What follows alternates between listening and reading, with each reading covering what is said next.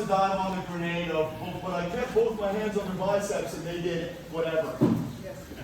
Okay, so just before, remember the beginning when we said that a retarded monkey can defend against one thing? So if your solution to everything now is stiff arm and nothing else, guess what? Even a retarded monkey can beat that, right?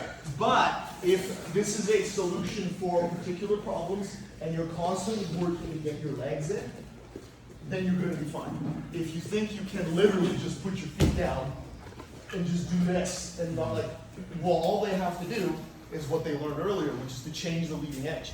This works because it blocks the leading edge at the torso level, at the shoulder level really well in a way that they can't suddenly change on you, right? So if I'm using single point, or if they, why don't I just use a human being instead of everything? So if my partner is using those single point frames where they're here, me changing the angle of my torso, changing the leading edge works really well. If they're using multi-point frames, right, so biceps, yeah. Now, changing the angle of the leading edge with my torso basically doesn't work at all. I can't overwhelm him. But changing from, sorry, biceps please. But changing from torso leading edge to leg leading edge, of course that's gonna work because the concept is still the same. He's defending the leading edge changed, and he didn't defend it. You first and then you.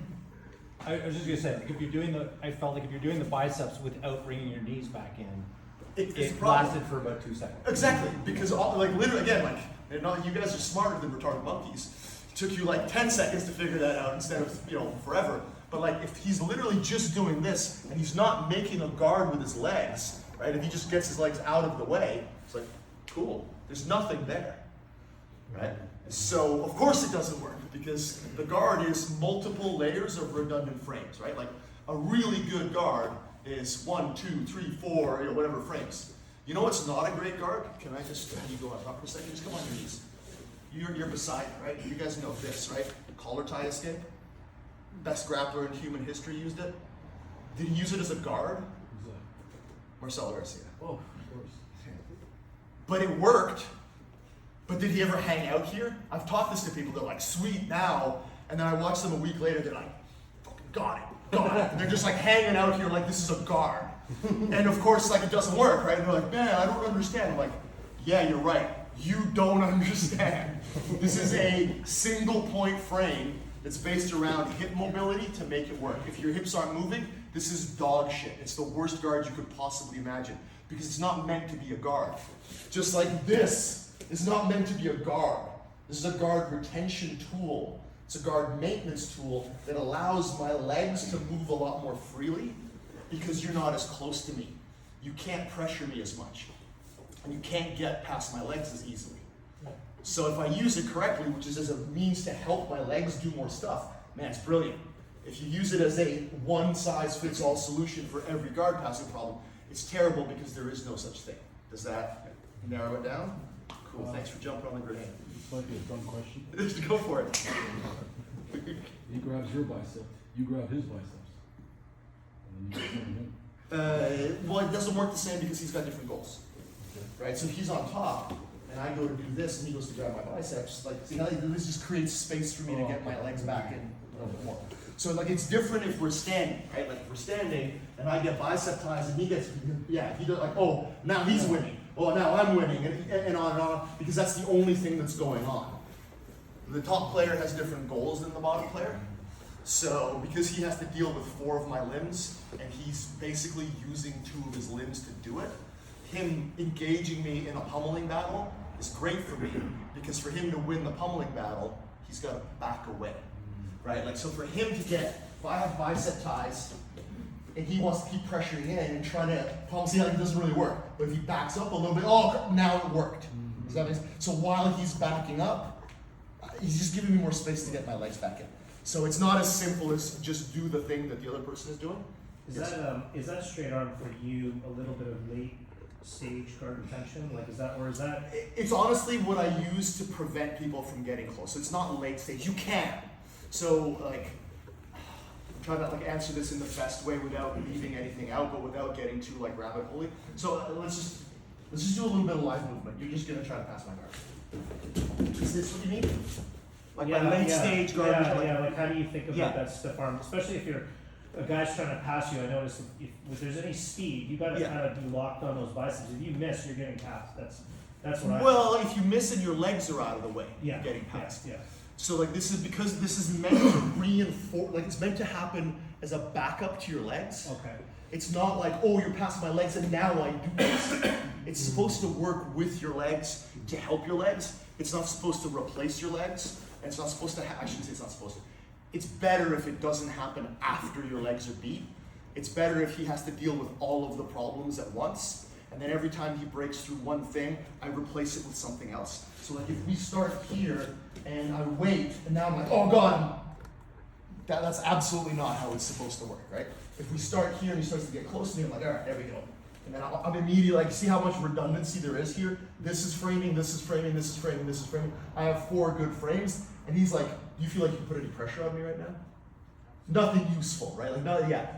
But if I start being like, this is my own, you know, it's like you're putting more pressure on me all of a sudden. Keep doing that. But then now, right? So like, if I'm working, you know, torso and lower upper body and legs combined, it works really, really well. If you're doing it by itself, again, that's not what it's meant for. It's meant to give you a way of preventing someone from just blading and melting through your frames. It's not meant to solve all guard problems. It's meant to solve that particular problem. Does that narrow it down? But having said that, if I'm on someone's biceps and I feel like they're getting past me, this is one of the first things that I do. Is I basically just do like the collar tie escape, but on your biceps. And that's a lot more robust, because if I try to do a collar tie escape and you were standing, I'd be screwed. You'd jumping armbar, well, maybe not you, but like if you're somebody that is a jumping armbar or jumping triangle player, you can't do this, you can't reach for someone's neck. But by having my hand on your biceps, I'm so close to your hip now, you can't advance forward that much with your legs. So I'm better off having the grip on the biceps. And as you get better at understanding these grips, if you start doing the Lego hands thing, right, you're gonna start to become a submission threat from the bottom in like open guard positions that people aren't used to submission threats, because you go from biceps to triceps to platform arm locks to omoplatas to things like that. So it's also an intermediary between like offense from the bottom. Yeah, so like you're playing guard retention, they're like really comfortable, and then all of a sudden it's a submission threat. Right? So that's part of the idea behind it. Any other questions, guys? Just when you're sometimes when you're talking about on top, that staggered grip, right? Like one on the ankle, one on the knee. Sure. Would that be beneficial when you're doing that stiff arm from the bottom as well, or is that just conditional at the same time? Yeah, So, sometimes it's good. So like, rotation, let's clarify a little bit more. And by the way, cognitive load, you know, feel free to ignore some of the things I'm starting to say if you're feeling like you're pretty full. One of the ways that this is going to work really well is if I use self-framing in combination with the bicep. Right? So because I'm on the inside of my knee here, I'm on the outside of my knee, you can't really get around me to this side, right? Like, I can just kind of trace him. If he goes to chain, like if he goes to push this down, he can't turn my hips away. So it's pretty easy for me to start to pummel my feet inside of that. So that's one example of how I could use it. Is just like, I know as soon as he starts to push, I'm like, okay, there we go. And then now he starts to advance a little bit more, I'm like, oh, okay, there we go. Yeah. And now I'm feeling pretty safe, right? Like that there's not a lot of danger here, right? But let's say he stops pushing on my knee, right? He starts circling around, just circle that, and I'm here. And he's not pushing on my knee anymore. Like, well, okay, now, but like let's say this is too far away, and I can't put my hand on his biceps, but I put my hand on his shoulder. Now that makes a lot of sense, because I can now put my foot on his shoulder, and now I can just, now I'm on offense.